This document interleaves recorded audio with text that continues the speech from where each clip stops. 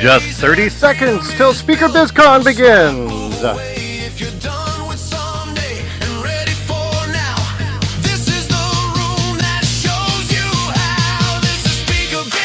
Clap it up. Come on, let's see you. I can see you. Put your hands together. Thank you, Greg. Go, Vince. Clap it up. Let's go through. This is SpeakerBizCon. Step up, lean in. Real strategies, real wins. No more hustle without direction. This is the business behind the standing ovation. Outstanding. Welcome to MainStage's SpeakerBizCon. In these next 2 hours, we're going to level up your speaker business in 2026 with not one, not two, but 8 world-class speakers. My name is John Chen. I'm one of the 600 certified speaking professionals in the world and the CEO of Engaging Meetings. I'm going to be your producer and your MCs for today's MainStage. Now, let's start with something really, really important. Let's start with some connection before content. Let's find out where in the world that you're calling in from today. So just go to the chat your city, your state, your country. Like we were able to figure out that Nome, Australia would work. So let's try and find out where all these people are from today.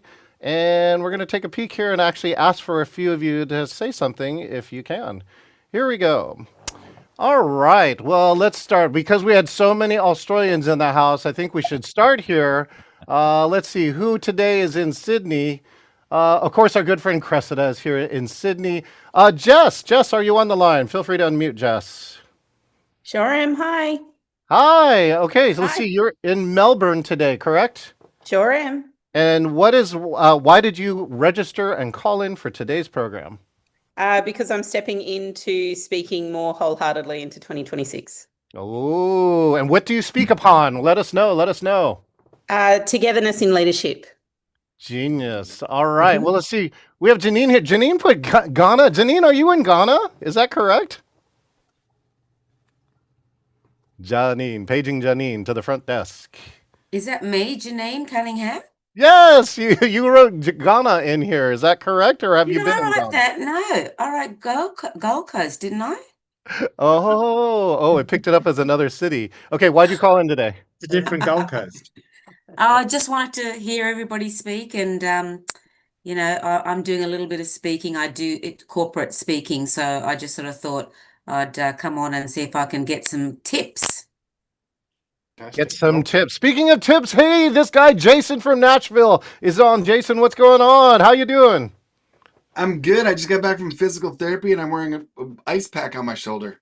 I'm kind of leaning over so it doesn't fall off. Look how cool you are, right? I know, aren't I cool? Yeah. I had surgery a couple weeks ago in honor of this meeting, and I wanted to.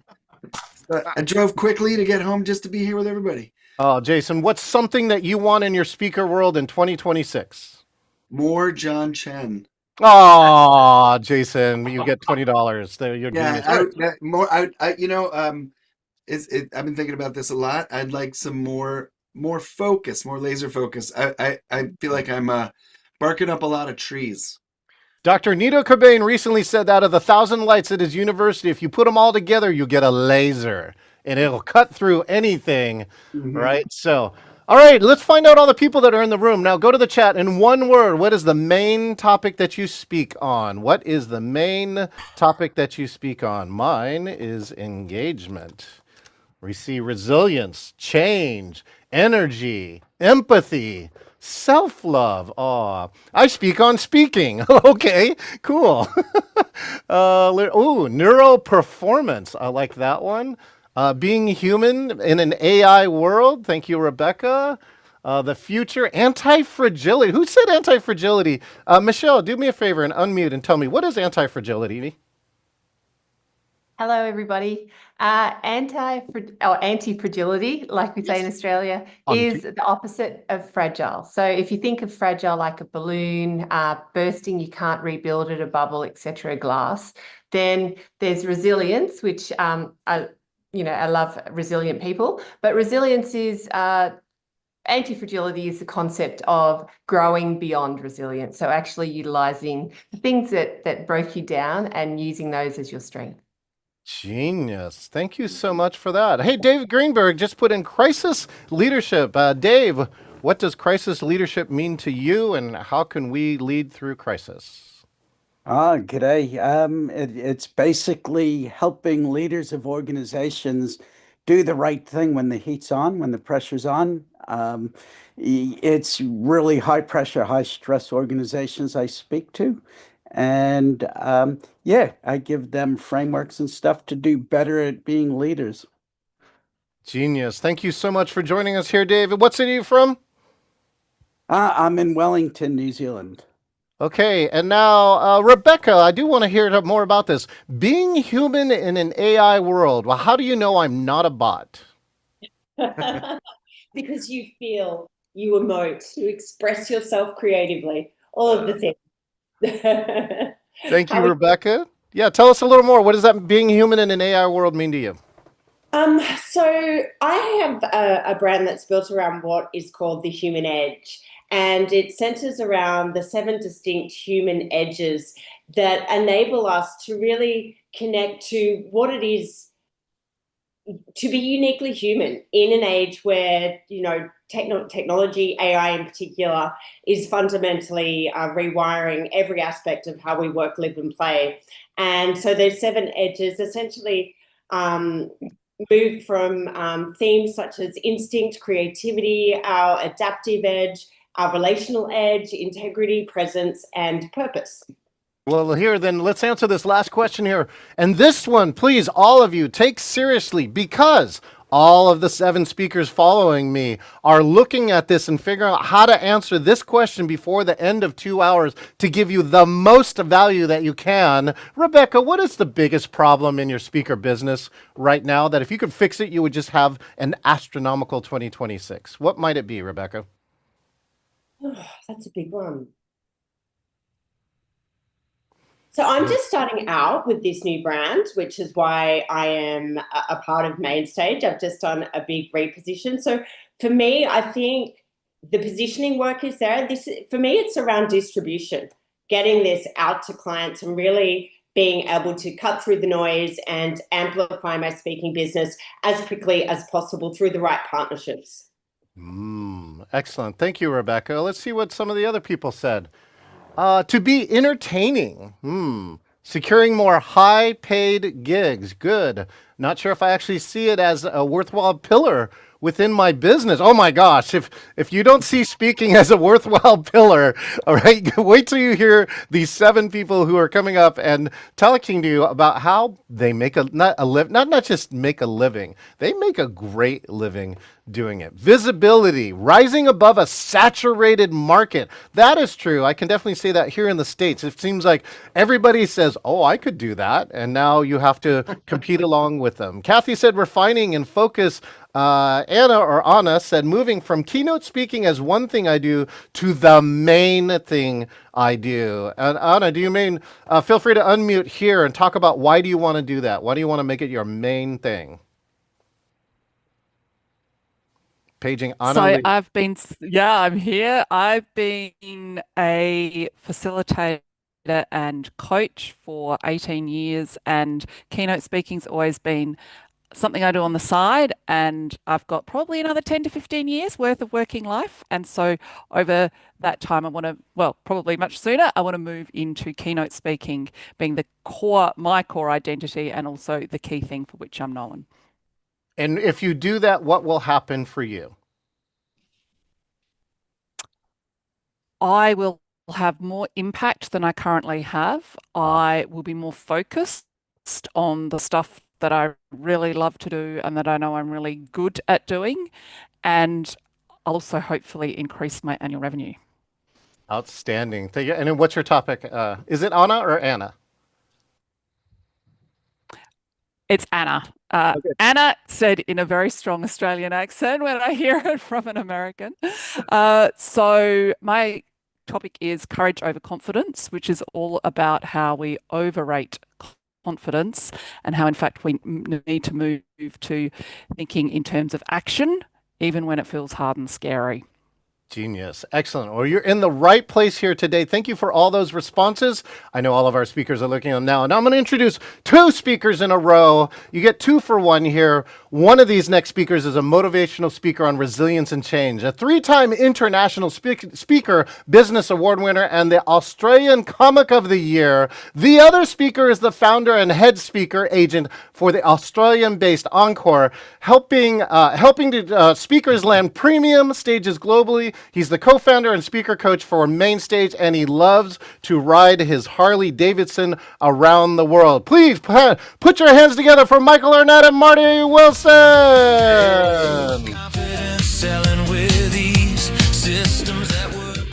Welcome, Michael. Hello, and Marty. everyone. Hello, everyone. Slight correction to the introduction. Oh, you shouldn't have said Harley Davidson there. There's a slight inaccuracy. I wouldn't be seen dead on a Harley Davidson. I ride a British Triumph motorcycle. Thank you very much, John. that was coming. Yeah, I knew it was coming. I knew it was coming. All right. Welcome, everyone. Welcome. We've so excited for this. I just can't wait to see the other speakers. I'm as excited as I think everybody else is to see everyone else. What we want to cover today is how to dramatically improve your speaking business. It comes across a lot of the issues that many of you have put in the chat. Yes. And there is a critical misunderstanding that happens with 99% of speakers. I've seen speakers take the journey from, being start of their career to building up to get into the place where they really want to be, having those regular, sustainable, high-paying gigs on large stages. And having seen that journey, we want to share that with you today, so you can identify where you are in that journey, maybe see where those sticking points are, and understand, like a very famous king of rock and roll once said, why you might be caught in a trap. Because there's a critical misunderstanding we want to talk to you about today, and that is that if you work longer, if you stick at this for longer, equals more success, or you'll finally get discovered. There are some realities that we must just understand if we want to get consistently booked and stop that short-term famine feast roller coaster, or if you're in the position where you are establishing yourself, as a couple of people are on this, you'll see where the journey needs to go from. First thing that I want to say is that there is this assumption, right, that there is this speaking circuit. Yeah, right? when we speak about this, I just need to get on the speaking circuit. Everybody's heard about this speaking circuit, as if it's some sort of railroad that goes between conference centers across the world. And with a big shiny gravy train on it. It's like a gravy train full of all of the professional speakers that are making loads of money, that are storming it on the stages. You've got the agents and the bureaus at the front shoveling the coal in to the burner, while they're all drinking champagne, and you've got all audience members still giving you a standing ovation as they run along the tracks, right? And it doesn't work like that. There is no circuit. You literally have speakers on the one hand and clients on the other. That is it. And the reason I can say this is that we know that in 2019, which is the most recent research we have, speaking was worth 1.9 billion with a B US dollars in the US alone. 1.9 billion was spent on keynote speakers. Of that, 12% was spent with agents and bureaus. 88% of clients book direct between speaker and themselves. That being the case, then, bureaus are not the ones that are going to discover you. We're not talent scouts. As an agent, I can say this myself, right? We are risk managers. So many times we're talking to people, and what they say is, I just need to get in front of the right people. I just need to get an agent, a manager, and get onto the speaking circuit, get a manager to open doors for me, and then I'll be fine. Yeah. As if we discover talent, like Hollywood thing. Yeah. But in reality, bureaus respond to inbound inquiries. They filter speaker options, and they protect their client relationships. They very rarely create demand for speakers. So you need to generate your own marketability before bureaus are going to be interested in you. If you can't sell you, how do you expect a third party to be able to sell you? They are not the answer. Us agents are not the answer. If that means that you're in control of your market positioning, then surely you just need more marketing. Well, if you want to develop as a speaker and get higher fees and bigger gigs, then not necessarily. because this is a really important thing, because there's a lot of people out there who just say, build your speaker brand, get more visibility, get on more podcasts, get more people to see you. And then you will turn into that big stage, 1,000 seats in the auditorium, big fee speaker.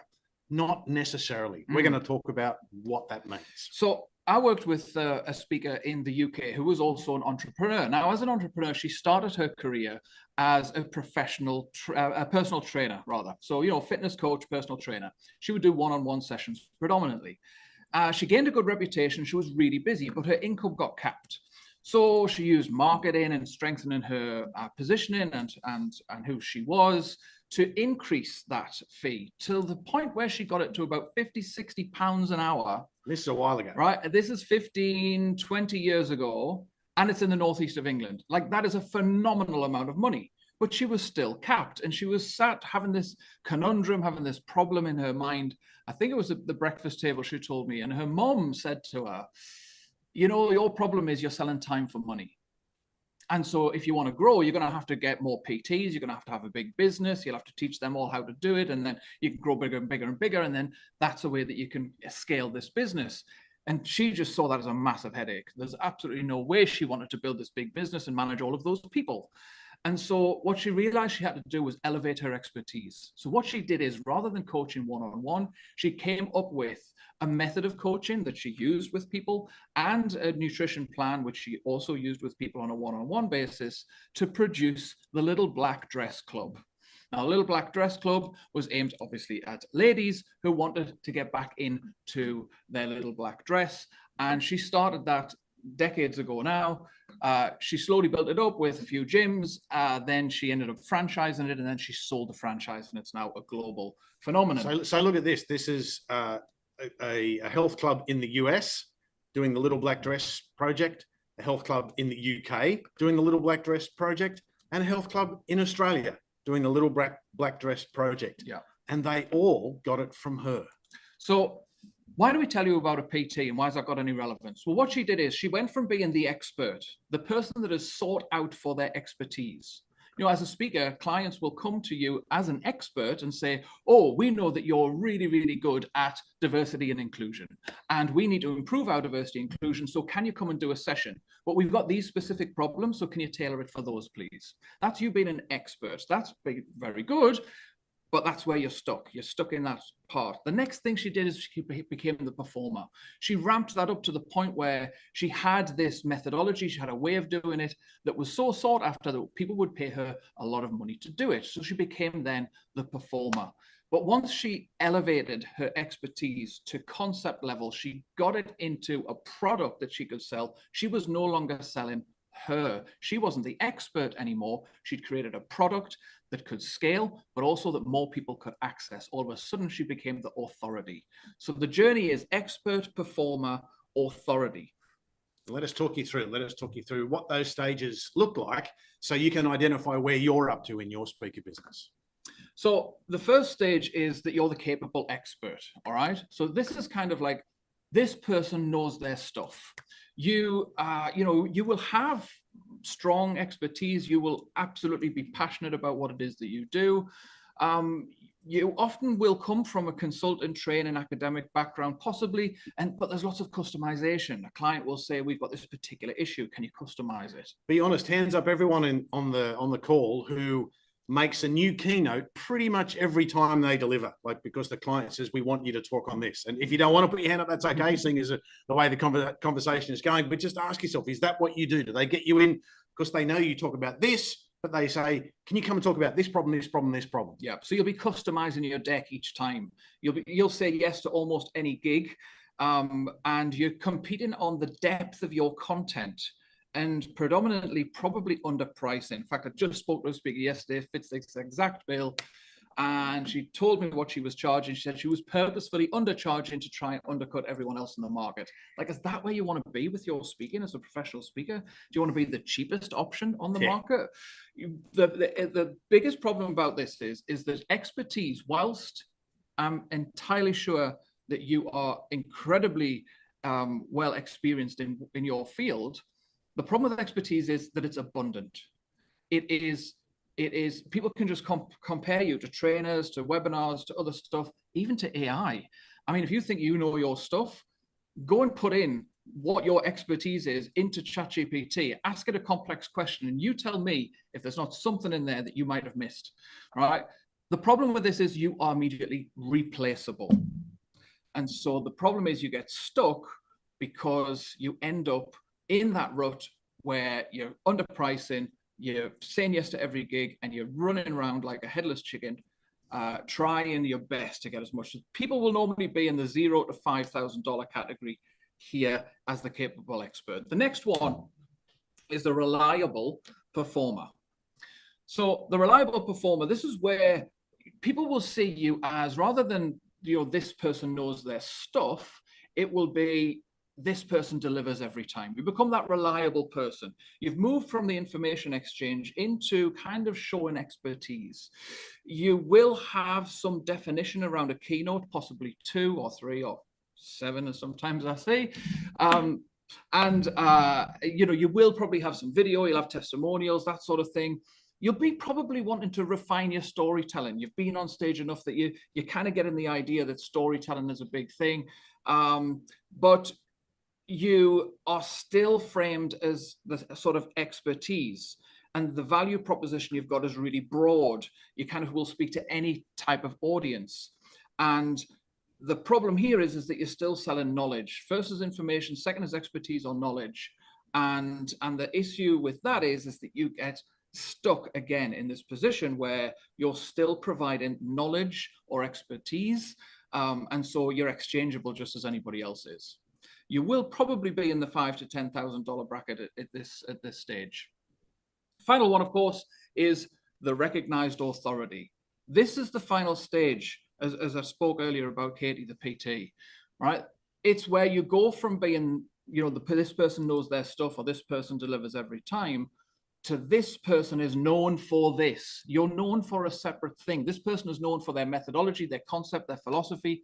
It's where you move from information through to expertise, finally to meaning or perspective. It's where you're giving a layer of your own perspective on this thing. You're elevating this to a concept level that moves people emotionally closer to the place where they want to learn how. What this means is that you're getting those big stages.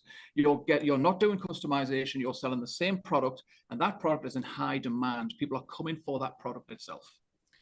So, for example, what does that look like in the speaking realm? There's a couple of different speakers we wanted to highlight for you today that do this incredibly well.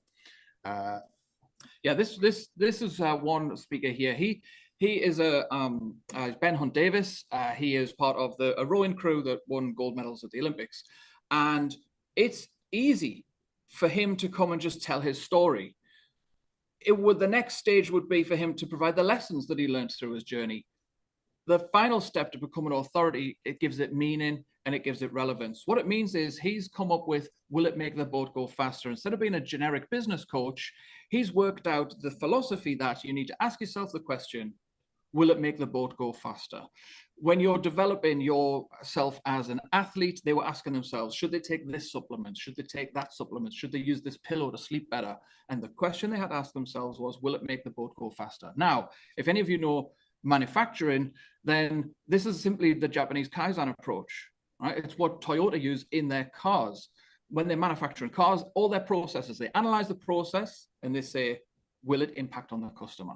Will it provide a benefit to the customer? If not, they cut it out. So the key thing for you to understand is that this is really just, will it improve your business? But if you had a keynote called, will it improve your business or will it improve your life?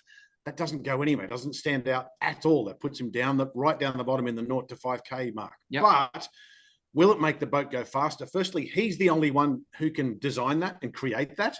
But the amazing thing is he's not the only one who can deliver that. Mm. When you have a look on his website, he can, if you want to get the will it make the boat go faster keynote, you can get Ben to come and do it for you, or you can get some of the other people that he's trained to deliver the will it make the boat go faster philosophy. So when you remove information delivery, expertise exchange into the position where you're the authority, you can create a product that is bigger than you. That means they can take it home with them. That means it's a concept. It's something, if you put something very simple like a book and maybe an online challenge to go with it, all of a sudden, this is a philosophy that someone can run their entire business by. And I've seen this in action with Nigel Risner. Nigel Risner is a speaker from the UK. He speaks on communication and leadership. He essentially delivers the DISC model, so the DISC model, the personality profiling model. But instead of coming in and training people on the DISC model, or instead of coming in and telling stories around why the DISC model is important, he's created it's a zoo around here. It's a zoo around here is how your workplace is like a zoo with different animals in it. All the different animals need to be fed different food, feed them different food, and you'll be able to motivate them each. You need to become a zookeeper.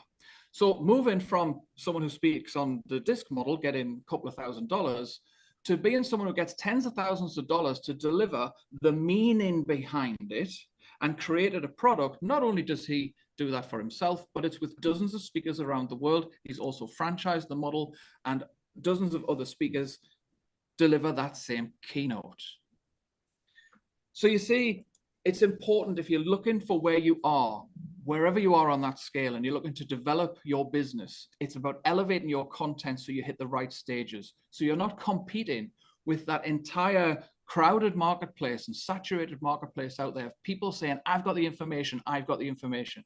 You need to make it unique to you, and you need to make it intriguing, and you need to make it so that it is delivering that passionate, motivational, inspirational talk that moves people emotionally closer to the place where they want to learn the how-to. Best speakers don't just get gigs, they build businesses. They think about IP, concept level products, pipelines, referrals, and their brand. Struggling speakers think in terms of the next booking, this month's income, or one more pitch. We've got some fantastic speakers coming up today that are going to help you with a lot of these angles, and I can't wait to see them. This industry rewards trust, clarity, and positioning, not hustle, novelty, or brilliance alone.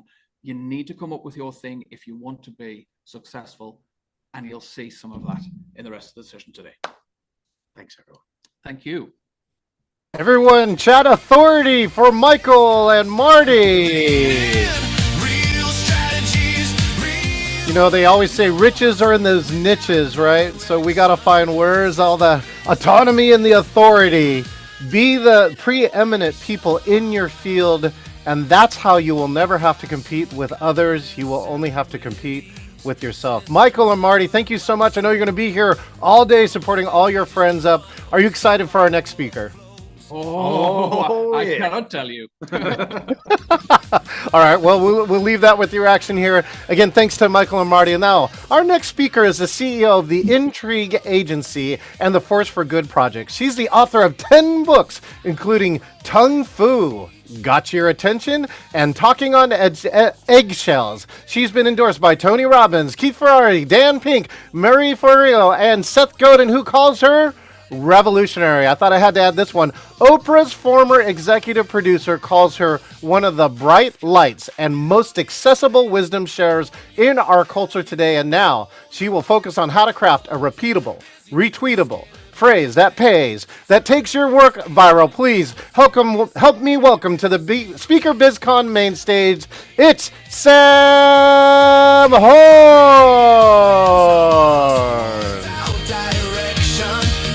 Hi, Sam. How are you doing today? Hey, I'm ready to rock and roll if you are, John. Thanks for that intro. And Arthur Rubinstein said, I have found if you love life, life will love you back. And I love this program on how to create a repeatable, retweetable phrase that pays. So to help you love it back, we're going to rock and roll. I hope you have pen and paper so you can ink it when you think it. I'm going to share the origin story, an example, the process, and then a test to make sure that your phrase that pays keeps you top of mind, top of heart, instead of out of sight, out of mind, out of heart. Ready to go?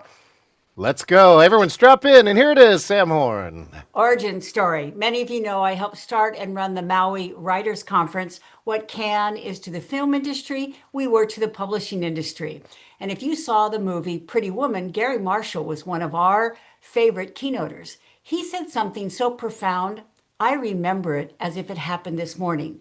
He said, Hollywood directors can predict when their movies will make money based on one thing. Do you know what it was? Do people walk out of the theater repeating something they heard word for word.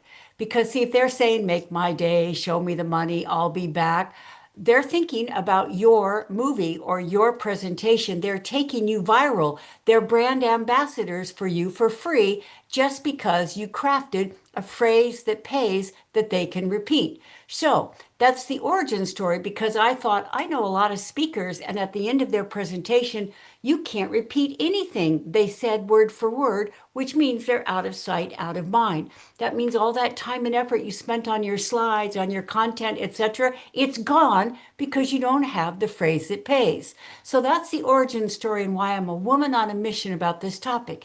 Now, here's a recent example. I was in London last month at the Thinkers 50 Summit. This is held at the historic Guildhall in London, where prime ministers, kings, queens have spoken. And now they had some of the brightest thought leaders in the world. There was Keith Ferrazzi, and there was Dan Pink, and Marie Forleo and Dory Clark. However, guess what? I can repeat word for word of what was said in those 4 days.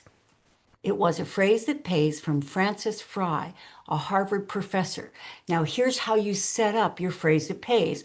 Often you don't just deliver it because if someone's not paying attention at that instant, they miss it. So you set it up. So she asked a question. Are you familiar with the Silicon Valley ethos? Move fast and break things. And see, everyone's going, oh yes, I've heard that. You see, they're all listening. They've all got it. They're anchored into it. Now you put a twist on it. You find fault with the norm and you do the new. She said, the problem with moving fast and breaking things is that the things you're breaking are often people or trust or reputations. We don't want to break people, trust, or reputations. So I believe we should pause, pause, pause, punch, move fast, and fix things. I'm still thinking about that because she didn't do what was tried and true. She did the new, and she did it in 4 words. Move fast and fix things.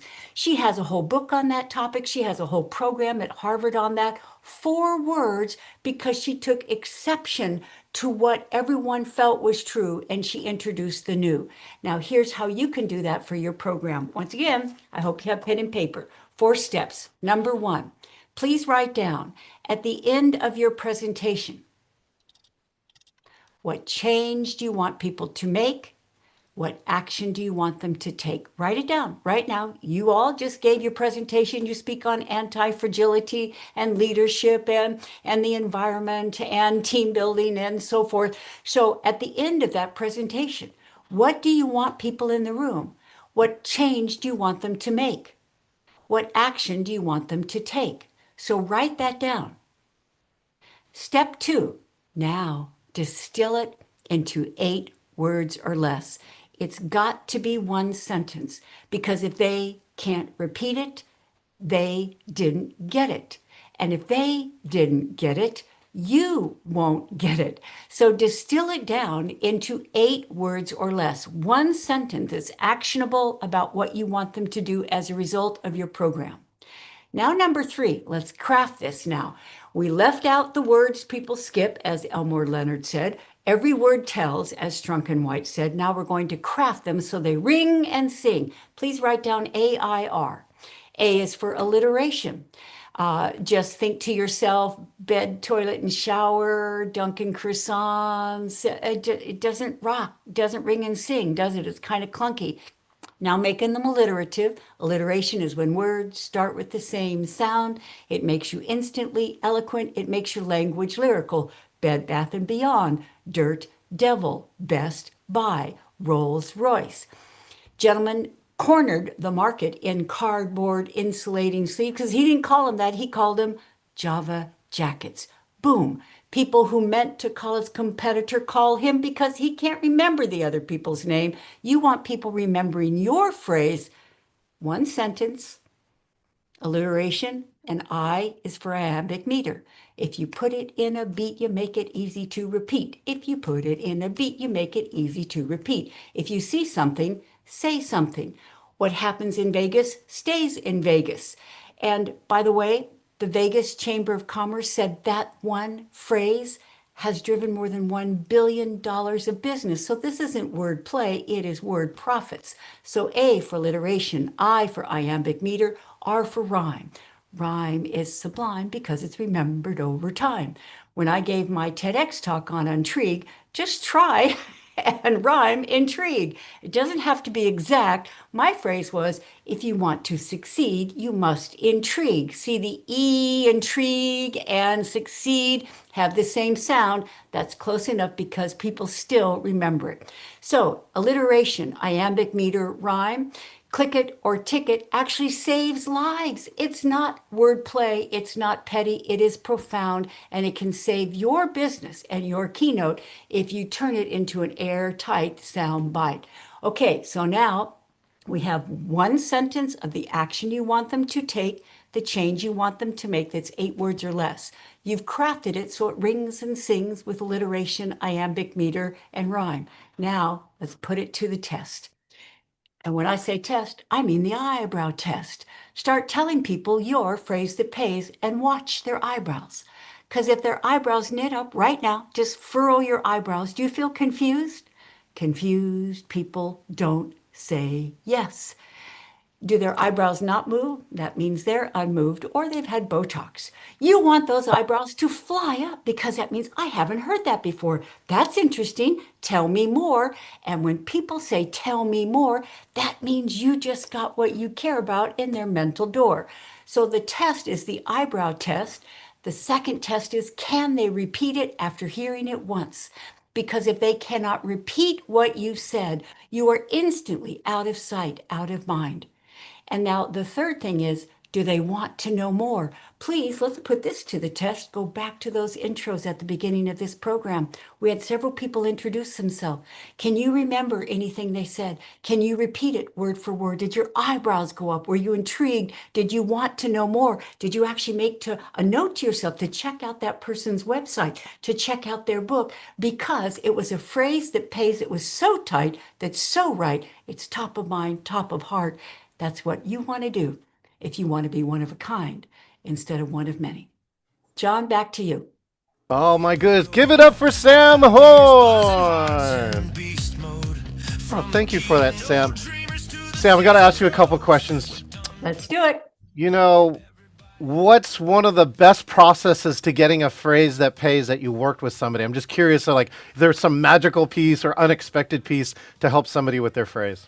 Well, I'm going to say I don't use AI. I use the old Kanagin. And here's why, is that I think that AI generates out, it's ubiquitous and so forth. I believe that when we do a deep dive into people's work, we can go on. I ask questions from their W5 form. Okay, who are their audiences? What are their topics? What change do you want them to make? What problems are they facing, etc. So we come up with a word bank. Once we have that word bank, I use my book POP and all of my POP processes to figure out, like Avon did. You don't repeat cliches, you rearrange cliches. So they had their breast cancer walks, right? And let's see, let's come up with a phrase that pays for that. Good things come to those who walk, right? You just twist the weight, you put in the walk, boom. That's how you can come up with something that is unique to you, that helps you break out of a marketplace instead of blend in, because blending in is for Cuisinarts, not for keynoters.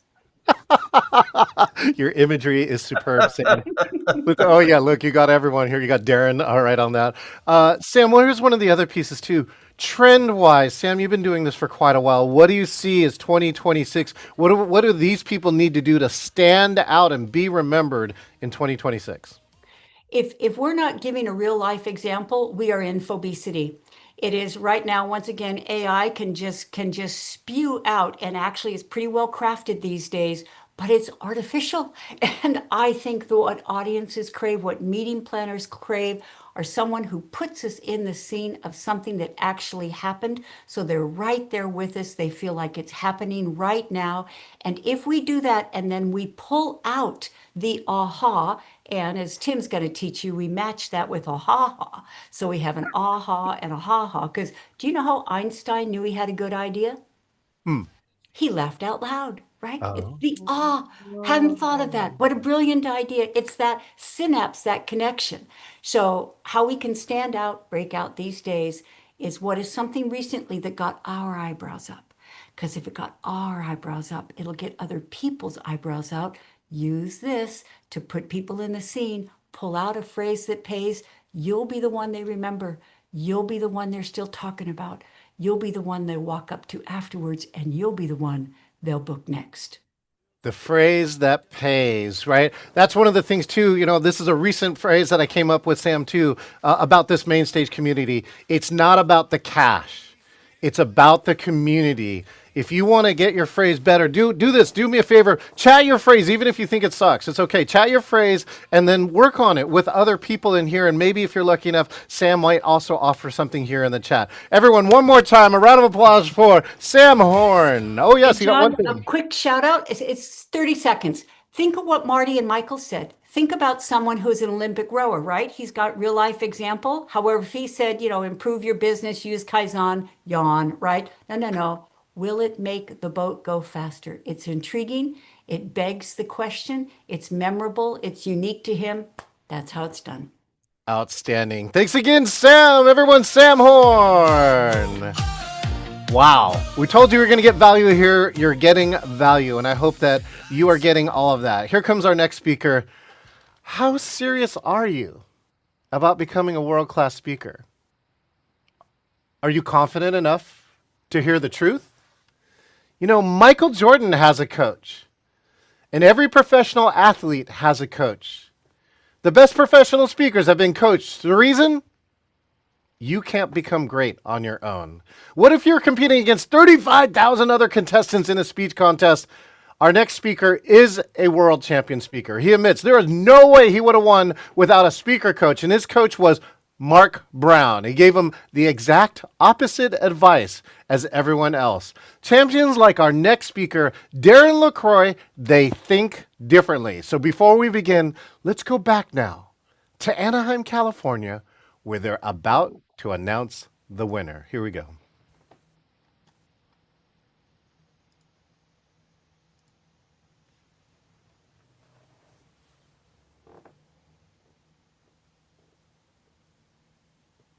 And the 2001 World Champion of Public Speaking, Darren LaCroix.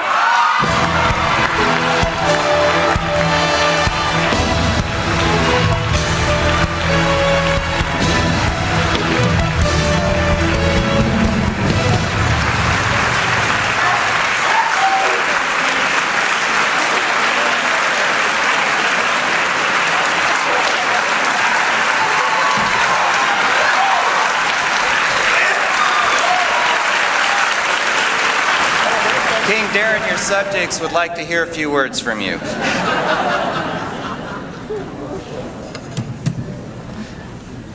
Man, that's cool. My first prayers, I asked God if the other 8 contestants could just go over time. That's all I wanted. Again, thank you to my district, Dave McElhaney, Carmen, of course, the great, the one and only, the genius of speaking, Mark Brown, David Brooks, Ed Tate. The champions are so gracious, giving me wisdom and advice, and I knew I would work hard, but they helped keep me on the right track. Just one more little thing. Did anyone else ever cry during this thing? Am I the first one? All right, I think you got the point.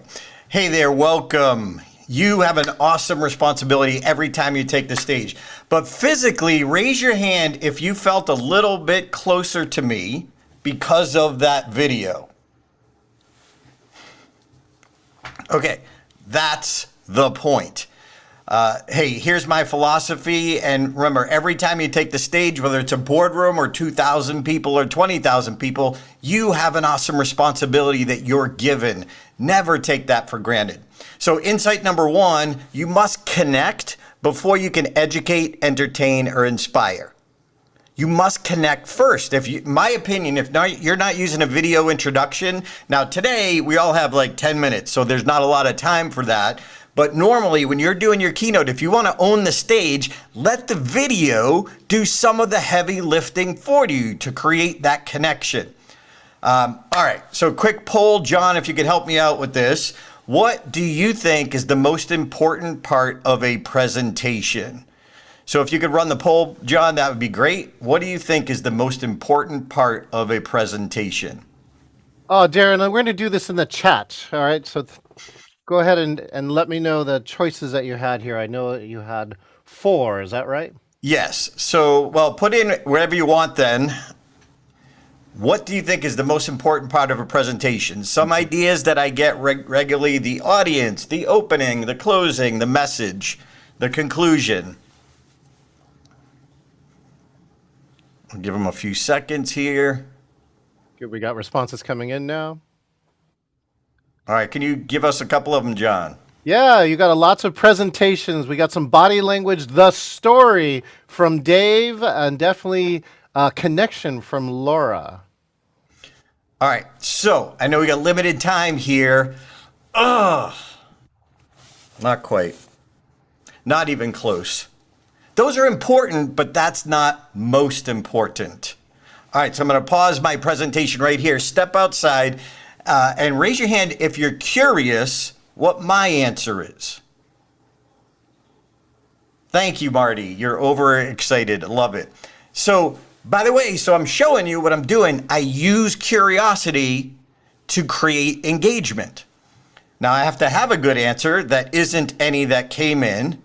But think about this. The most important part of a presentation is the thought process in the listener's mind. It's not what you say, it's what they think about what you say. It's not your opening, what they think about your opening. It's not your slides, it's what they think about your slides. And by the way, I just want to say, Sam Horn, I'm glad you were born. Woo! Well done, Darren. All right. I'm on fire. Let's do this. So, Tim Gard, who you'll hear from later, this is one of my favorite quotes ever. Everyone wants a black belt in an hour. Think about it. Everyone wants a black belt an hour. So if you want to own the stage, look, here's where you are now. You're going to spend 2 hours with us. You're going to get some great, valuable insights, world-class insights. But truly, to own the stage, you're going to need to pile insight on top of insight. So this comes right from my program, Own the Stage, Must Have and Must Avoid. This is my house in Las Vegas, and I got this nasty gram from my HOA saying there's a problem with my fascia. And I'm not a home builder guy. I'm like, what the frick is fascia? So I had to go back to them, and they told me what the fascia is. Because if you look at it, nothing wrong with this house. But if you zoom in, here's the problem. Here's the fascia. And I say this to you because a lot of speakers don't know what to look for to make their presentations unforgettable. And that's one of the things that I love to point out. I had issues. I didn't know I had it. Now, I know none of you have issues. I know, Marty, you're perfect. Sam, you're impeccable. All right, so here's 3 quick ideas. Tell stories that stick. Now, you might know that, but the question is, how do you do that? So this is one of my mentors when in the 90s I was trying to figure it out. He said, Darren, stop trying to find that story that will launch your career. Instead, take the stories you already have and make them so good that someone will pay to hear them. What? That was an aha for me. So this is Therese. She told me on a high-speed train in Taiwan, she said, Darren, last time you were here, I heard your story of your first time on stage and how nervous you were. And she did this with her hand. She had heard me 6 years prior speaking in Taiwan, but it's because I took this advice to take the stories I had and make them so good. So how do you do that? Quick checklist. Number 1, let them picture the setting. Set up the setting. Take the time. Give us a visual, give us an auditory, give us a smell. Smell is the most powerful way to get people into the scene. Let them see the characters. Give us a visual, let them see the characters, let them feel the conflict. Dun, dun, dun, dun. That's why they listen to the story. Let them hear the dialogue. One of the biggest ahas I got about speaking and telling stories, I told them in narration. My coach, when I got coach, Mark said, tell your stories in dialogue. Take us to the present tense. And then the biggest, dialogue allows us to say more in fewer words. The biggest reason is let them witness the change. We need to see a change in the character. There must be at least an emotional shift. So check your stories. And I didn't realize it was a structure that they were built on. So there are many story models out there. This is mine. I call it the then to now. How was the character back then? What did they feel like? What was their emotion? What happened? The conflict, dun, dun, dun, dun. Then it gets worse. What made it worse? Then this is what I call the struggle. The revelation happens. And then now the character's different because they're completely changed. This is what I mean is now you deliver your message, but what's the difference between the beginning and the end? So ask yourself, look at your stories. Is it relatable to the then, to your audience? And do they want the now?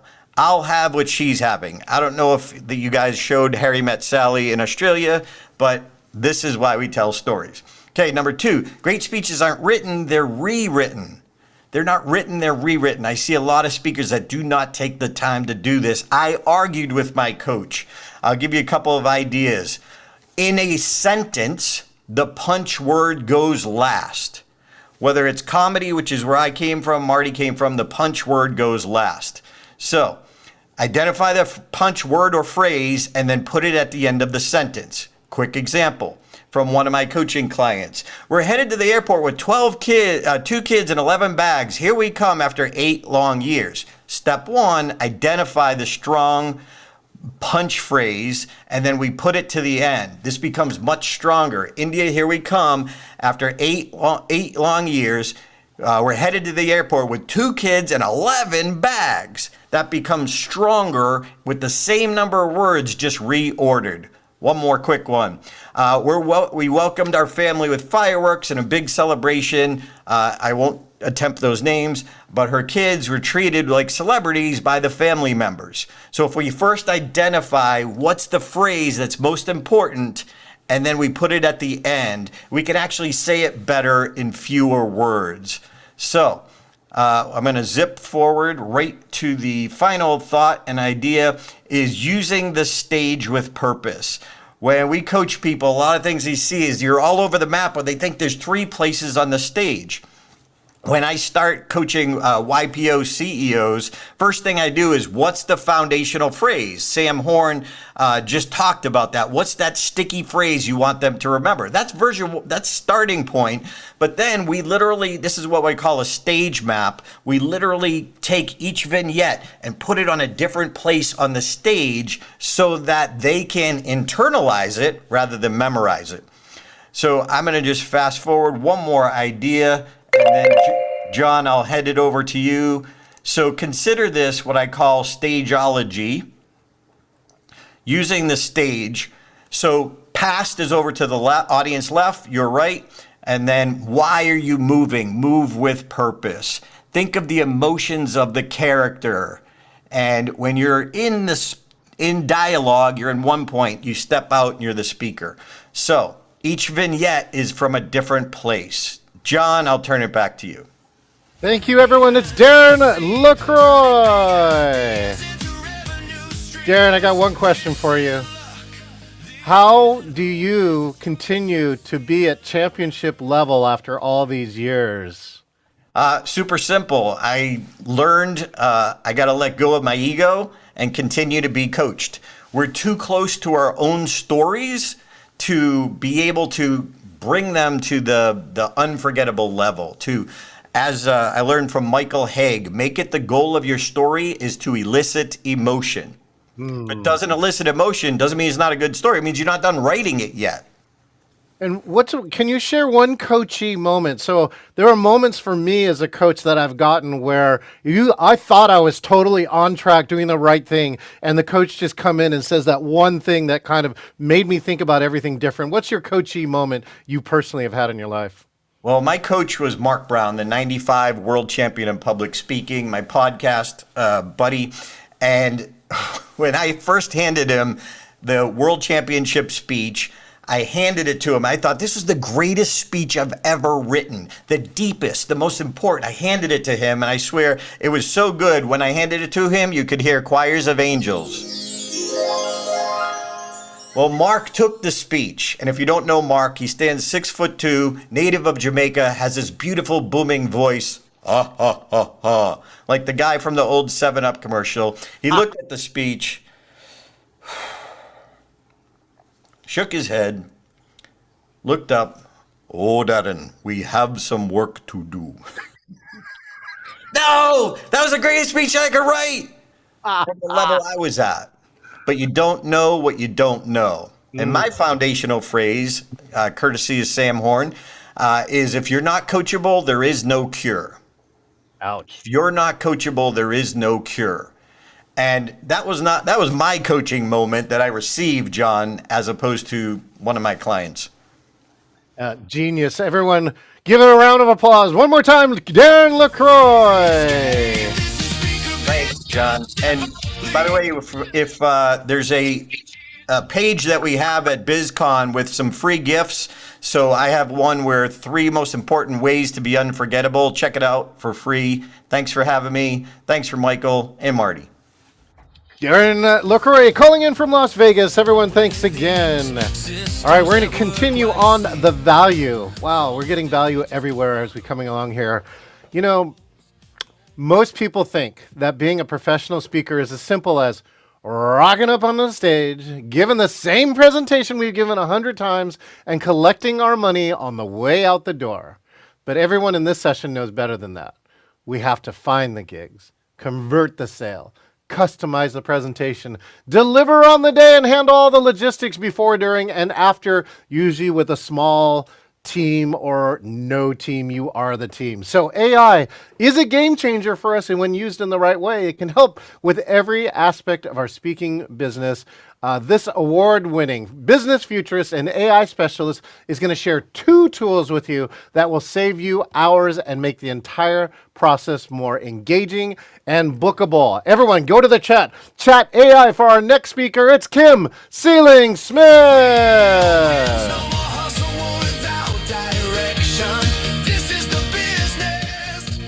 All right, Kim, how are you doing? I am great, John. Thank you for that fantastic introduction. And yes, we are here to talk AI, and used correctly, it can actually help you be more human and be more authentic. And that is my goal for you today. So today, next 15 minutes is going to be divided into 3 sections. How many sections? 3 sections. First of all, I want to find out where you are in your speaking business, in your AI journey. The second, I am going to share a couple of tools with you, but I have a bonus tool. Obviously, the music. So that was an AI created song, a couple of versions, the one that you hear on the breaks, the one that I just played for a few seconds. That, how do I use this? I create songs for my clients, or for the event, the theme of the event, or for the city that I'm in. And it can either be my walk-on song, a song that they play at the break. I've even used it to recap day 1 as an MC when I was presenting the recap on the beginning of day 2. So lots of different ways to use engagement. But that's not all. As John said, this is a tough business. We are required to find the gigs. We're required to apply for the gigs and to convert the gigs. We need to handle the logistics before, during, and after. We have to prepare for the gigs, which, if you do it right, can be the most time-consuming, and boy, AI can help you with that. We have to present the gigs, and finally, if you do it well, you get feedback, and the cycle starts over again. So I want to... As I said earlier, I want to find out where you are in your AI journey, because AI can help you with absolutely every process in this. So in a moment, not yet, but in a moment, I'm going to ask you to choose A, B, C, or D. A, are you an AI power user? You use it every day, all day. You implement it in your business, and you go beyond ChatGPT. So in a minute, not now. B is you're a novice. You're just starting off, but you're playing with it. C is, you might be AI curious. You know that you need to use AI, but you might be a little bit overwhelmed as to where to start, or you might be a little bit afraid of it. Or are you like I was in May of 2024 when I shared the stage of one of the world's foremost experts on AI, and I realized I know nothing, Jon Snow, because I was so far behind. I didn't actually realize how quickly this was evolving and how disruptive it was going to be. So in a minute, right now, choose your poison. Are you A, an AI power user? Are you B, a novice? Are you C, AI curious? Or are you D, AI terrified? Okay, so I'll give you a few minutes to put that in and we can have a little bit of going once, going twice. Okay, let's show the results. So, a few power users. That's fantastic. And not surprisingly, the majority of you, but not by much. Oh, no, it's evened up. Power user and AI novice just starting off. Great. Okay, so these tools that I'm going to be sharing with you then are going to literally change your life. The first one that I want to share with you is Fixer, Fixer.ai. It is it is an email assistant. As you can see, this is my Fixer categories. Now, you can't customize those categories, but you don't need to. You can actually customize where certain emails go. But this provides some very colorful categories, and you can choose whether or not to keep all of your emails in your inbox or to throw some of them into your file folders. Now, it doesn't interrupt the rules that you may have set up earlier, but you can see I've got a lot of notifications. This is just since 6:30 a.m. and 1-2 response. So that immediately tells me what the important things are. I can triage my my email. But wait, there is definitely more, because Fixer will also craft responses. This is a response that after about 3 or 4 months of working with this, now I've been working with it for about 8 months. After 3 or 4 months, I had a client ask me for a testimonial for a program that I'm involved in. I'd provided a testimonial for another part of this program a couple of years earlier, and she asked me for a testimonial for mentoring. In 11 seconds, I sent her the testimonial because I didn't write it. Fixer wrote it for me. Now, I'm not going to read it to you, but I thought I'm going to do this as a test. I certainly couldn't even dictate this in 11 seconds, but I sent this off to Linda and see if she would query me. And she didn't. She said, "Thanks, Kim. That's wonderful. Just a headshot." Now, I did come clean a couple of days later, and she said, "Oh my gosh." And she's known me for 10 years. "I thought you wrote this. It was so authentic and so your voice and so perfect, fit for purpose." So Fixer can save probably an hour to 2 hours of your time. It can also integrate with your calendar. This is another client that's asking me for a meeting. Fixer says, now notice 11 to 3 p.m. Or sorry, 11 or 3 p.m. And Fixer comes back with and says, "Yep, you're good. You're good from 11 to 11:30. You can schedule the meeting here." And here is their scroll up, scroll up, scroll up. Here is their draft response. "Thursday at 12 works." Well, wait a minute. She asked for 11.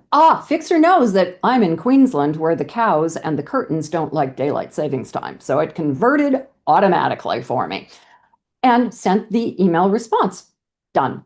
Second tool that I want to give you, and then I'm going to have you, I actually didn't tell you what the third part is. The third part is going to be, you're going to challenge me. You're going to tell me what you want to AI, and I'm going to give you the tool. And if I can't give you a tool, I'm going to give you an hour of free consulting. So the next tool is Notebook LM, free with a Google account. Honest to God, can't make this up.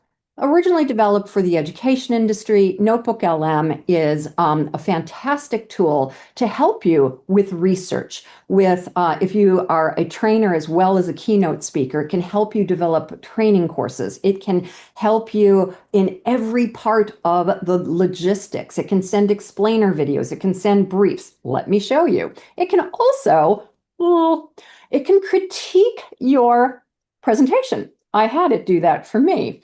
And the result was that I got my best feedback ever by making 3 tweaks that this tool actually recommended. So I put this transcript of my keynote up here. And as you can see, and I'll make this a little bit larger so you can see this. As you can see, you can create reports. Now, if you go into reports, it gives you a lot of different options. There's a briefing document, a study guide, a blog post, a white paper, key concepts. Now, the bottom line is actually contextual for the sources that you load into these notebooks. It's quite incredible. So let's see what we've done. I have created a briefing document. Not going to show you that. That's a little bit boring. I hopefully will be able to show you and I say hopefully because sometimes this breaks. Yeah, here it is. It's an infographic that I created from my keynote. Now, it's not in my brand colors, but I can customize that. But this is a great infographic for that specific keynote. But wait, there's more. Again, you can create, oh, what about this? How about creating flashcards for your keynote that you give away? So people have a pocket synopsis of your keynote that they can play with. But let me show you the pièce de résistance. The pièce de résistance is I can do an approach AI until you podcast. feel, completely ready. And the crucial thing here, the part that I think people miss, is that every single piece of that technology, it's not science fiction. Not at all. It is available. It's deployed today, right now. Exactly. So 2 voices, unfortunately, just the American accent, but you can do it in other languages. I just did this in Japanese for a client of mine. を根底から揺るがしている巨大な変化の正体に And they gave me an A++ for that. I didn't do anything. Notebook LM did everything. But wait, there is more. I can do an explainer video. And I can customize it again. Welcome to the Explainer. Today, we're breaking down 3 massive forces that are set to completely Okay, so hopefully that will have sparked a lot of ideas for you. Now, what I want you to do is now comes the challenge part. Go ahead and type in 1 to 3 words what you would like to, not the tool, but what you would like to have AI do for you. So the use case, what do you want AI to automate? Go ahead and get leads. Okay, Lucia.com. Thank you. Make me funnier. ChatGPT can do that. You can load up your presentation. Be my EA. Again, ChatGPT with the tasks or the agentic AI. Oh, they're coming in fast now. Find contact details. Again, Lucia, learning management videos. Okay, you can do HeyGen to create your digital avatar, or you can, 11 Labs will do videos. You can use Descript. Oh, the list goes on. Create custom proposals. Proposify is fantastic. Edit demo. I'm assuming demo reel. Descript is the best one that I found for that. Accurate research. Perplexity or ChatGPT's deep research. A couple more here. What am I missing? What am I missing? John, do you see anything that I have not seen? Well, they wanted to check the spelling of Luzia is Luzia. Is that correct? No, it's Lusha. Someone pronounced it Lusha, but I think it's developed in Poland, so it's Lusha. Okay, all right. Going once, going twice. And if you have any other questions, because I know that this has sparked a lot of questions, I have put into the vault some free resources that you can download, my favorite tools, and also my contact details. Feel free, connect with me on LinkedIn. I do LinkedIn demos every Friday, starting next year. I've stopped it this year, but LinkedIn demos every single Friday on my Everyday AI video. John, over to you. Let's give it up. It's Kim Ceilings. So Kim, I got a few questions for you before you take off. So first off, I was able to create an AI video this summer, but it took me 20 hours. This is like Sora 1, right? And then I recently had to do it again, and Sora 2 showed up, and I was able to create the same level of video for a client, but in 2 hours. Kim, where are you seeing your biggest win in your own personal work? Notebook LM, actually. And Sora is a sensitive subject for me because it's not released in Australia. Now, you can do it through a VPN and pretend that you're in the States, but we don't have Sora 2 in the backwaters of Australia. But Notebook LM, my gosh, I use it for so many things. It is that, Fixer, and Fathom.ai are my 3 favorite AI tools, but you'll get heaps more in the vault once you download those resources. And what's an unexpected piece of value that you got? For instance, I know that Tim Gard is a huge Plod user. He's always wearing his Plod, and he hits it when he gets a comedic idea or new humorous idea, and so it captures all his ideas. I'm just curious, where's a piece of unexpected value for you? Unexpected value is probably how just fantastic Fathom is at recording meetings. I record my meetings, I copy the transcript, I put it into ChatGPT. I have a proposal template set up. It spits out the proposal. I put that into Proposify. I do proposals now in less than an hour, where it used to take me hours and hours and hours. Wow. Wow. And Kim, too, for all those who are listening here, too, if you stay to the end, there's a huge bundle of gifts that are all free. Kim, what's a little preview of one of the gifts that you gave for this program? My favorite AI tools. It's updated every single month. So you'll get this one, but go to my website every month. You'll find the new one. This is December's hot off the press. There are about probably 25 to 30 AI tools divided up into categories with links, so you can have a play. And genius. And because, thank you. And let's listen for 12 more seconds. This amazing AI song that you created specifically for SpeakerBizCon. Kim Sealing-Smith, thank you so much. Everyone give it up for Kim one more time. From the stage to the bank account. This is what sustainable success is about. Listen to the lyrics. Ready? That's right. So all written there and created it. Someone actually told the story that they actually had to pay like $2,000 to write a customized song, 10 years ago. Now you can do this. You can do this for free, or you can do this for not very much money. And it really does sound like something that came out of a Grammy Award-winning musician. Now, speaking of Grammy Award-winning musicians, we've got more speakers for you here. Coming up next. Being selected as the ideal speaker for any event is all about trusted delivery. Awards are third-party endorsements that you can deliver without being a diva. But there aren't any speaker awards, so how do you find them, and what do you do to enter, win, and leverage the awards to stand out? Here to show us is the CEO of the Audacious Agency, an internationally awarded personal branding expert. She's here to show you how. Please give it up, Lauren Clement. Hello. Thank you so much. I'm so pleased to be here. Thank you. God, has everyone already got amazing notes already written down that they're going, this is so good? I know I've got plenty. So I have just walked out of the subway in New York. It's cold, it's freezing, it's November, and this little bunch of Australians are pulling their bags up the street with snow softly falling around this amazing city that's lit up all night.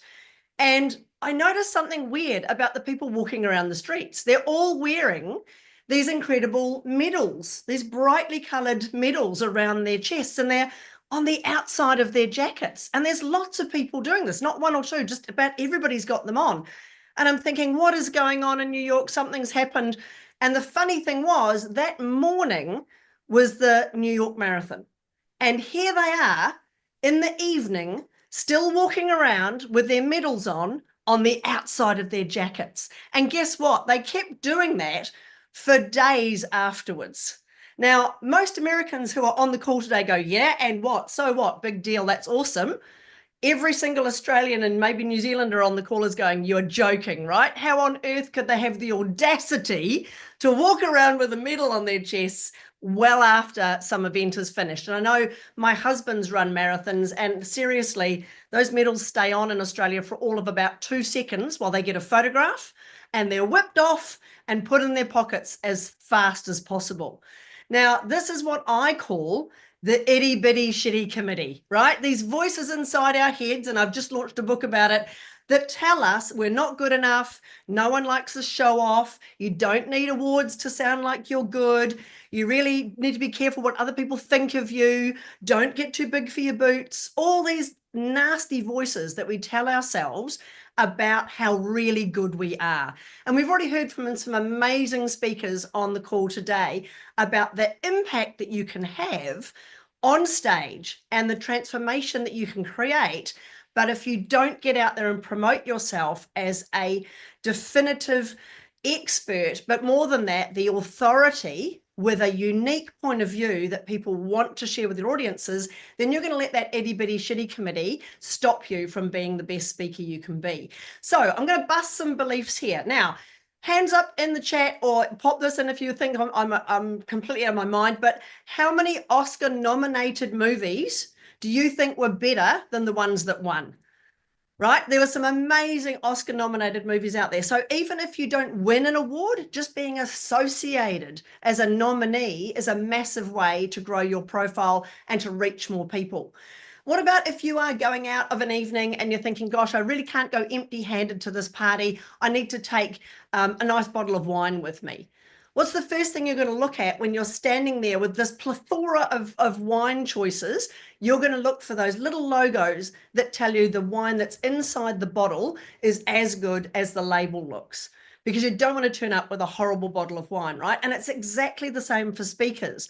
Awards for you are evidence that when you present, it's going to be as good as you look in your videos, it's going to be as good as you look on your website or in your book and so on. And the other thing this recognition does for you is it increases your value, your perceived value as a speaker goes up when you have a book, when you have a CSP behind your name, when you have an award after your program. So if you want to be paid more, you want to break out of those breakout rooms and get on the main stage, you want to start earning really good dollars as the well-known, well-paid and wanted speaker, you need to seriously think about how you're going to level up your credibility. So this is what it can do for your brand. This is my website. You're well and truly welcome to go and R&D what I'm doing. All of those amazing logos that people put after their names are awesome in terms of that third-party recognition. You can do it for your books. Anyone here written a book? You should be entering your books into awards and winning multiple awards for your books.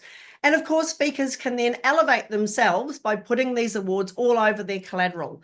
And the collateral that we teach people in the MainStage momentum process in the Speaker Business Academy is all about this. It's about leveling you up to be recognized and known and seen as the expert, but the authority that people can trust. As John said in the introduction, it's about evidence that you can deliver without being a diva.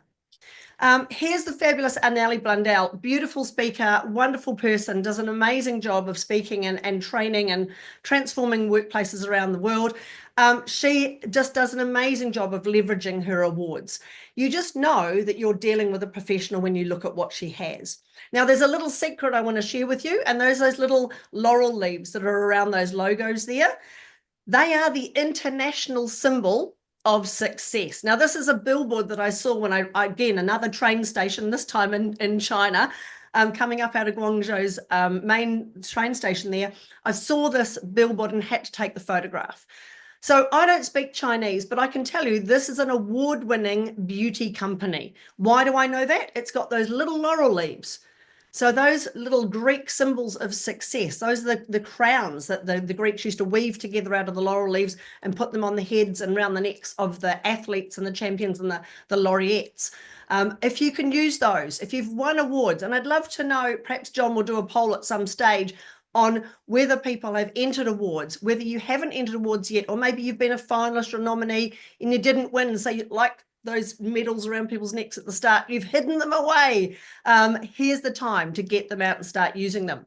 So you can use those laurel leaves. Doesn't matter whether you're a nominee, a finalist, a winner. The minute you put those laurel leaves around the logo of what you're doing, around your book logo, around anything you've got in terms of your success, you really are adding that international symbol of trustworthiness and recognition to your brand. So everyone wants to know the 3 steps. How do I do this? The 3 steps to stand out as a speaker with that credibility and trust factor, because let's face it, that's why people book you. They book you and they pay you well because they trust that you're going to stand on their stage and you're going to deliver and you're going to transform their audience. So the first step is reputation. The second one is recognition. And the third one's respect. I'm going to quickly run through these for you. Reputation, the first step to awards as a speaker is figuring out exactly what everyone's already said on this call today. Michael and Marty said it best when they said your methodology. I know Sam talked about it as your unique take on something. And Darren mentioned your insight, your transformation that you have, your story. So really think about what's your unique profile position? What do you want to be known for? Do you want to be known as a maverick or an innovator, a bit like Kim with AI and what she's doing in terms of the different way of looking at that? Is it about building teams and the HR or the ESG of a company or the sustainability? Is it about mental health in the workplace? Is it about resilience? Is it about cybersecurity or your particular industry or sector? So what do you really want to be known for? What do you want your reputation to be as a speaker? There are awards for all of these things out there. So that's the first step, is to work out what you want to be known for and then start looking for awards that do that for you. The next step is recognition. So you might not find many awards out there for speakers. There really aren't a lot of speaking awards. There are lots of competitions out there. We saw the fabulous Darren winning worldwide, woohoo, Toastmasters, that's amazing. So there are definitely those competitions out there and contests and so on, but very few specific speaker awards. There are some, but don't let that stop you. You can win awards for your thought leadership. Absolutely getting your methodology, as Michael and Marty said, your way of looking at something as an award-winning process or approach elevates you above everybody else, which is just awesome. You can get in there for your books. You can get in there for your programs or your podcasts. If you're a really good social media influencer, or you're creating amazing content, or you're a coach or a mentor as well as a speaker, there are categories for this. Maybe you've run an event yourself if you're a speaker and you also run events, or you've written a report about something. You can put that up for an award. One of our clients the other day wrote this little book, tiny little book. It's about 45 pages long, if that, about how to buy a teeny tiny home. That's now going up for an award. So is there a lead generator that you've created? Is there something that you have that you've got, as Darren was talking about, as Kim was talking about, as Sam and Michael and Marty were all talking about, that unique approach to something? Make that award-winning and use your results and your case studies to back that up when you're writing your entries.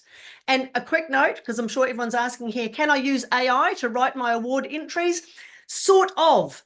I would suggest, as Kim says, yes, use it for research. Yes, use it for the basics, but you need to tell your story and weave your human approach into your award entries. Judges can spot an AI written entry a mile away, and I know of many programs that will take that entry and throw it straight in the bin. So just be a little bit cautious with the way you use it. But one really cool way of using AI is getting respect. So 80% of the people that I know who win awards do very little to leverage them. As a speaker, you want to elevate your profile, you want to increase your fees, and when you want to position yourself as the go-to MainStage worthy professional. You want to become that trusted expert. So make sure you're out there leveraging it and you're putting it on all your collateral. Did you know there's a place on LinkedIn to put your awards and honors? So if you've won an award already, if you are a CSP, if you have all these recognition factors, go and put them on your LinkedIn profile. Get them out there and make sure that you are sharing that. Put them on your one sheet, put them on your website, on the bottom of your email footer. But here's where you can use AI really well for leveraging. You can use AI to repurpose your entry into thought leadership articles, blogs, into little snippets, into infographics and so on. Use those tools that Kim mentioned. So if you're taking the time to write entries and put yourself forward for awards, repurpose them into sales and marketing content as well. Because otherwise it's just you and the judges that get to see it. In our gift pack, which I know the guys are going to share the link for shortly, you can get an award-winning workbook in there. But what I want to really share with you is the fact that you can do this. Now, when I turned 50, I threw myself out of a perfectly good airplane. Spoiler alert, I was attached to a guy with a parachute, so I survived. I'm still here.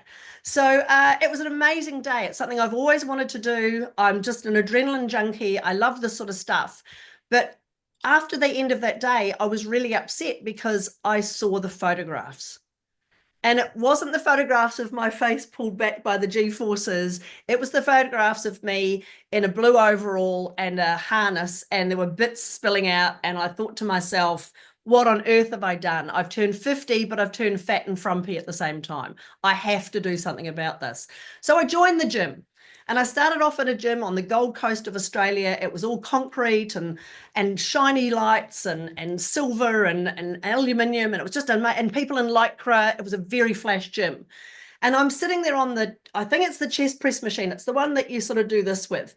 And I couldn't quite work out how to get it going, right? So I caught the eye of the trainer. He was in the corner. And he's wearing this muscle shirt and talking to the beautiful people. And eventually he made his way over to me. And I said, look, I'm not sure where on this my hands need to be. Can you give me some help? And he said, well, you need them to be about nipple height. And I said, mate, at my age, you're going to have to be a bit more specific, right? So that obviously wasn't the gym for me. So I left that gym and I went and I started working out at F45, which is a group training environment where everyone's doing crazy things like box jump burpees and pull-ups and things that I could never imagine doing, but it was a team. And we went at the same time every day, 6 a.m. I was there in the gym every day working out. And over time, I started to notice the results. I started to notice a change in my physique and in my health and in the way I looked. And eventually, I got to a point where I was on stage in a tiny itsy bitsy bikini with a smile and a tan doing bodybuilding. Now, the reason I'm sharing this with you isn't to show off my fabulous body. Thank you for the rounds of applause that I'm getting. That was a lot of hard work. It's that this didn't take 3 weeks. This didn't take 3 months. This didn't take 3 years. This was 5 years in the making. So what I want you to think about when you are building a speaker brand, when you're building that credibility and that trust, and I know awards sometimes take a lot of time, they take a lot of effort, they might take months before they're announced and so on, but there are lots of cool ways you can get around that and leverage them very quickly to become that trusted expert, is that building a strong brand is like building a strong body. You have to put in the reps. So make sure that you are getting behind your brand. Make sure that you are thinking about how can I become the recognized expert and how can I build that trust and that credibility that people want to book me to be on your stage. You're welcome to have a chat with me anytime. Like Kim said, like the others said, we're here to help. And I can't wait to see you guys step out of your comfort zone and build a respectable speaking brand and start getting paid, because you do deserve to be well known, well paid and wanted. Thanks to John. Everyone, that's Lauren. What an amazing picture. Holy cow. Right? We got time for one speed poll here. Check this out. So this is for Lauren to find out where you are in your award journey. Do us a favor, chat. 1, I've never thought about awards. What should I go for? Number 2, I thought about it, but man, it's too much work. Number 3, I've won awards. How do I leverage them? And number 4, it's complicated. All right, here we go. We see 1s, we see 3s, we see 4s, we see 2s. Look, we got some accomplished people here, Lauren. What do you think about this? I think this is awesome. My next question would be, what have you done to leverage them to grow your speaking business? Outstanding. Well, hopefully put those in the chat. Lauren hopefully will stick around here a little bit at the end, and she'll give you 1 or 2 ideas. But having these awards are so key. Like having a book and saying you're #1 Amazon in any category is going to help you. It's going to help you in your sales, in your goals. Outstanding. One more time, everyone, give it up. Give the muscle to Lauren Clement. Wow. You know, I once climbed Denali, 20,320 feet, and I'm no longer in that shape. And now I'm pretty sure that Lauren's going to make me, in a good way, get back into that shape. But now we're going to talk about this next gentleman here. He's going to come help you, because from Texas to Tasmania and from Singapore to Sydney, this speaker has made over 3,500 audiences around the world, around the globe, laugh, learn, and more importantly, lean in. He's one of 600 CSPs, or Certified Speaking Professionals, and one of 150 CPAs, or Hall of Famers. He's quite possibly the only person I know who can make a rubber chicken into meaningful content on a global scale. He's also the mastermind behind Stressories, inventive office stress toys sold worldwide, and proving again that you can use humor and laugh all the way to the bank. He does this every single time he presents. He's also an author, trusted humor coach to some of the biggest names in the industry. Please laugh it up for the one and only Tim Gard. John, that's great. Hi, Tim. How you doing? I'm good, John. I'm good. It's great to be here. I am following some of the best speakers on the planet. I didn't get to see Sam. I don't see Sam as much as I'd like to, even though we're on the same little continent. And for Sam, I still use the one that you gave me, which for my marketing phrase, which is turning stress into strength. Right. And I also use connecting people one laugh at a time. Those are direct from her teaching about how we come up with these marketing lines. And, today I want to talk a little bit about story, but I also want to talk about, I want you to think about in your business is we have stories, we have props. I've made a living. My living is based on telling stories and using unusual props in the business. And when I got started, one of the first questions that I got hired, one of the very first events, guy called me up and said, Tim, we're interested in bringing you in. And I said, who did you have last year? And they didn't remember. I said, what'd they talk about? They didn't remember. And since that time, I've become obsessed with making my brand so strong that nobody says that about me after being in one of my programs. I want them to be able to laugh and listen. When people are laughing, they lean in. When they're listening, they're learning, they pay attention. And John, I was at the engaging retreat with John here recently, where they actually took the audience and put on EKG monitors on their heads and were able to chart that when I was talking, and I'm not bragging here, but when I was talking, you'd see the audience involvement. And when I said something funny, it would spike up and remain up. We can actually chart now, John. What's it called again? Neurosteer. I'll put it in the chat. Neurosteer. We can actually see how our audiences react to it. And it's not about entertainment. Marty has a black belt in being funny and entertaining. I've only done stand-up one time. In fact, that was with one of Darren LaCroix's events. But early on, I got asked, are you a comedian or are you a speaker? And I really anguished about it. And the guy that brought this up, Lou Heckler, said, Tim, are you a comedian who says they're a speaker to get more money? Or are you a speaker who uses humor to affect your message? And it stuck with me all this time, is that it's the latter. I don't mind being called a comedian, but I think that's a whole different skill level in there. And for you, it's about your stories. We want to tell stories that are so good, the audience wants to hear another one. And the meeting planners not just want to hear the story, but they want to hear you tell it. And the more you can do this, I think the more marketable you become. It's not just about making them laugh. It's having them leave with something, because they're right. Is that people walk out. It's what did he say? What did he talk about? We have to be able to lock that in. I also think that we use humor strategically and tactically rather than in a just explosive attempt. We've got to be able to use it to make just the right point at just the right time.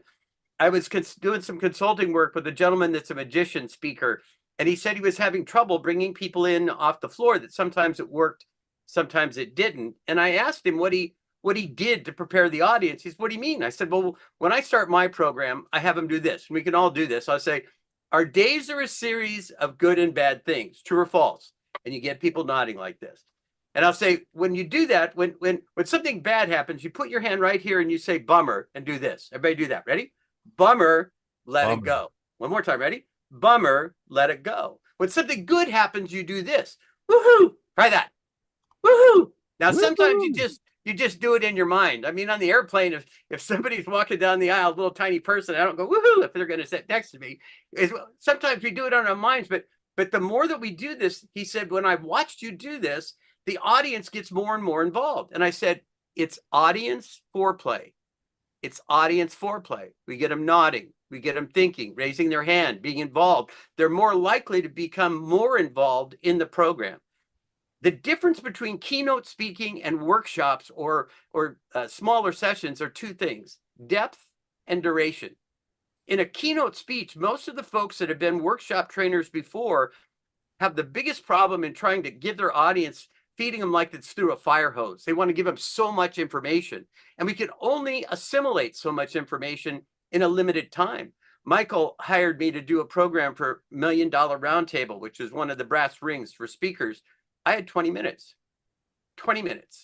with an international audience. And it's challenging, to say the least. It's really challenging. It's one of my most fun memories, though. They translated it between 10 different languages. And I got done with one of my stories, and the English speakers laugh over here, and then the Spanish people laugh over here, the French over here, you know. And the meeting planner told me later, he said, Tim, it was like the laugh heard around the world. Everybody realized what was happening. They all start laughing again. Humor unites us and brings us together. But when we're telling it in a story, there's a few simple rules I want you to think about. And one of the things that I'm going to be giving to Into the Vault for MainStage is a program that I did that's called The Making of $1 Million Story. And in that, I talk about something that's been a couple milestones or a couple guidelines in storytelling. One of them would be this: if it doesn't add to the story, it subtracts from the story. If you're wondering, should I include it? Should I not include it? If it doesn't add to, it subtracts from. I tell a story about crabby people in an office, and this is one of my accessories that I invented. But you take these and you go across the cubicle and you say, "Are we being a little crabby today?" And these are visual reminders of the point that I make that they can bring home with them, and it helps take that message and even make it stronger. It helps reinforce it after the fact every time they look at it. You know, I was on an airplane. I was flying to do a program for Anytime Fitness, and I didn't know how I was going to open it up, because quite frankly, I was about 50. I haven't hit your level yet, Lauren, but I've lost about 51 pounds in the last year. But I'm on the plane wondering how I'm going to talk to a group of people that run gyms, and we're flying out. We get up in the air, and this lady in the window looks over at me, and she goes, and by the way, the event was in New Orleans. But anyway, we get up in the air, and she looks over and says, "Where are you going?" You know, and I have my book in my hand.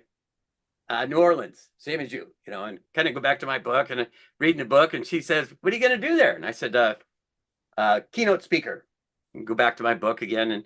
And you know, she says, "Who are you speaking for?" "Anytime Fitness." I go back to my book and I read, and I could tell she's stuck now. She doesn't know what to say. And she goes, "Are you a vendor?" No. She said, Do you own a gym?" No. And I realized where she was going with this. And she said, well, she wanted me. And I said, "Have you ever been to Anytime Fitness?" She goes, "No." And I said, "Well, when you go in the door, there's a before and an after picture. And I'm a professional before model. I go in and take pictures, and I sign the pictures and everything. I'm a professional before model." And this is no kidding. She goes, "How'd you get into that?" "Well, you know, there were times I want to work out, but I can't, you know, and it's like they say, you know, I don't want to eat that hamburger, but I gotta, you know, and so you gotta." And she looks and she goes, "You're messing with me." "Yep, I am. That's the story I opened with, and it absolutely killed. You know, the story is the real life stuff that happens. Is that story 100% accurate? That's probably about 98% accurate. Jeannie Robertson, the late great Jeannie Robertson, said, "It may not be true, but it could have been." And I think that we have editorial license to make things bigger or more exaggerated and make them set into the audience's brain in a stronger manner. And you start taking things that irritate you as a speaker and put them into the story. I had my knee operated on. I had a knee replacement, and the doctor told me, "You know, Tim, I recommend, if you're going to be flying coach, that you get 2 seats so that you can move around and you were worried about blood clots." So I got 2 seats on the airplane, went ahead and paid for it. And I go to fly out of San Francisco airport, and they announced that we've changed aircrafts, and people had to be reticketed. And I hear my name called, and I go up, and they said, "Mr. Guard, here are your tickets." And I'm in 16A and 23D. And I said to him, "Can't I sit together?" And there's this long pause, and I said, and he goes, "Maybe somebody will move." And I said, "You want me to make somebody move so I can be with myself?" You know, and he just froze up, and he said, "You bought 2 seats?" And I said, "Yeah, I can move her." But the thing is, I could have yelled at him.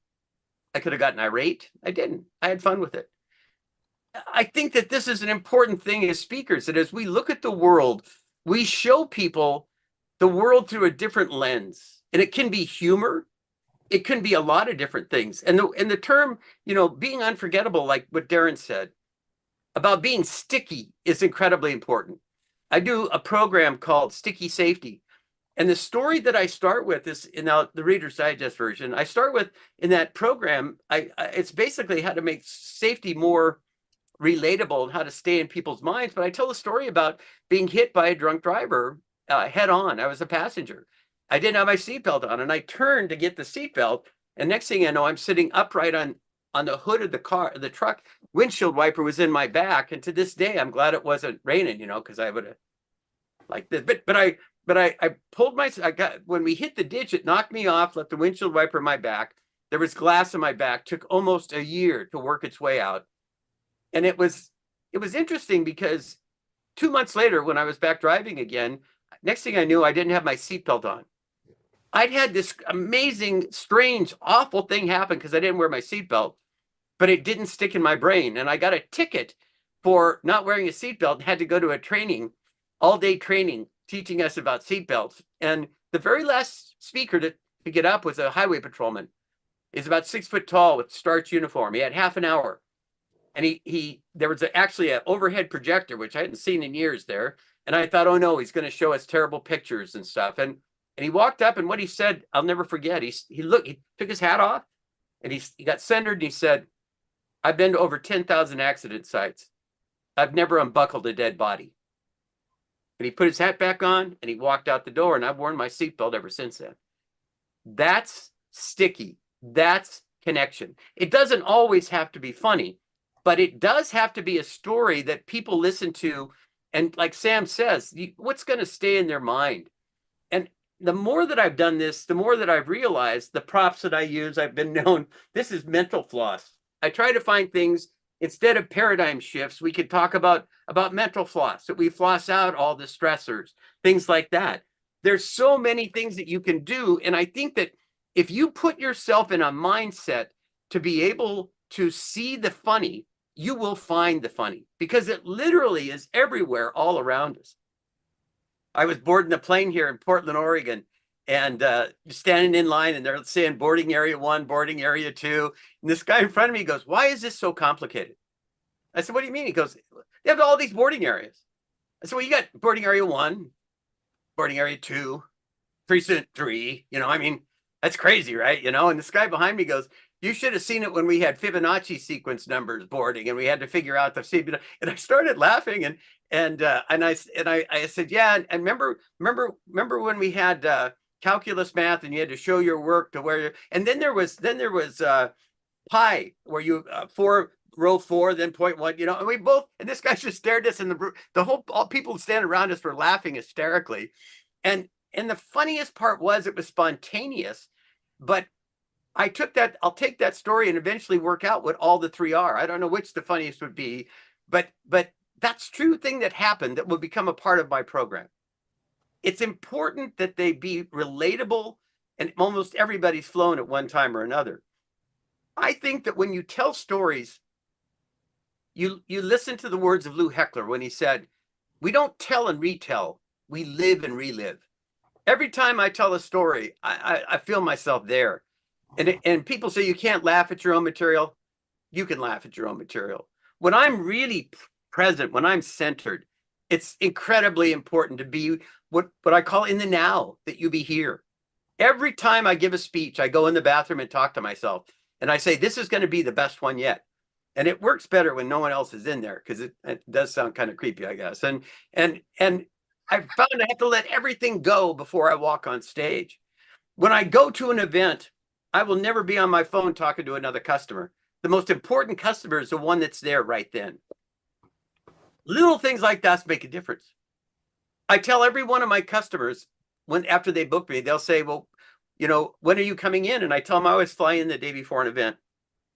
And they go, well, we've had speakers cut it close before. And I tell them this, I'll do anything short of committing a felony to be there on time. And they laugh, but they remember.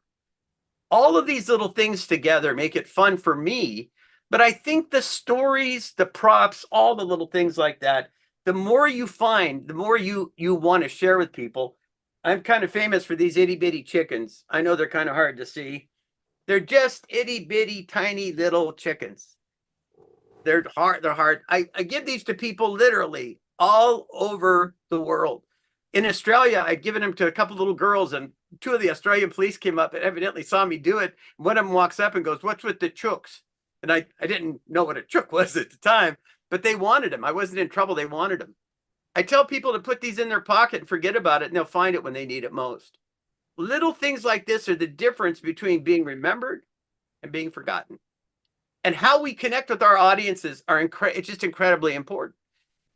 I think that we have to be really genuine with it, and that we always go into it with the mindset, I'm going to have fun and nobody's going to stop me. When I leave my house, the last thing Sophia says to me, my wife says every time, is, "Tim, you get to go speak again." And it makes it all okay to take that journey to wherever I'm going. This has been a really fun trip for me, and I hope that some of you will come on the ride with us and join us at MainStage. We've had a fantastic time. And I have one more thing. If you're coming to Kansas, we're going to be at Kansas this year. It's okay for me to talk about that, Michael?